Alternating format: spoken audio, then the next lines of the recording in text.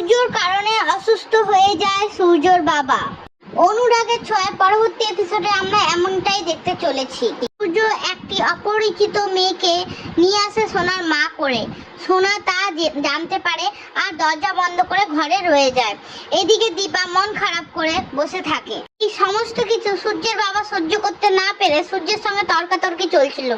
ঠিক সেই সময় হঠাৎ সূর্যের বাবা বুকে ব্যথা বলে মেঝেতে পড়ে যায়। সবাই ধরাধরি করলেও তার অবস্থা ঠিক হয়নি। লাবণ্য ভেঙে পড়ে আর ভীষণভাবে কষ্ট পায়। লাবণ্য বুঝতে পারছিল না কি করবে, কি হতে চলেছে। সেই সময় সূর্যের বাবা দীপাকে বলে, দীপা মা, তুমি আর রূপা এই ঘরেই থাকবে, এই ঘর থেকে যাবে না কিন্তু। এই বলে সূর্যের বাবা সেন্সলেস হয়ে যায় আর তাকে হসপিটালে নিয়ে যাওয়া হয়।